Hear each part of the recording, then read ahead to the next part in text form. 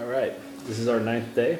We spent the last 3 days resting. I had a blister on my foot that was looking infected, and so we took an extra day off, and we left today late in the afternoon from Fontana, walking towards San Bernardino, which is not a good area.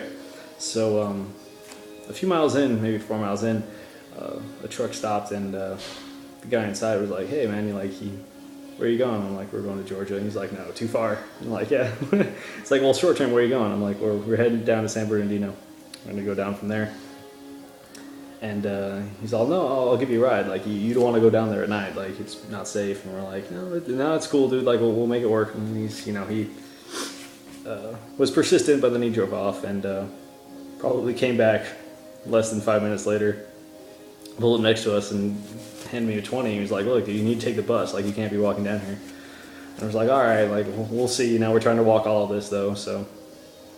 And he started to drive off, put his car in reverse, came back and parked next to us, and then he was like, "Look, I'm a realtor, but I fix up houses. We have a house right now that we're working on, me and my crew.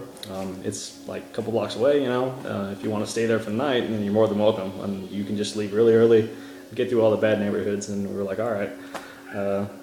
So he wanted to give us a ride there, but I just decided to walk, and it took us about an hour to get here.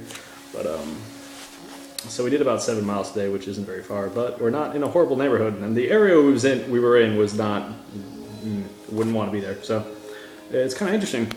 We're just in some home that's being remodeled. There's lots of sawdust.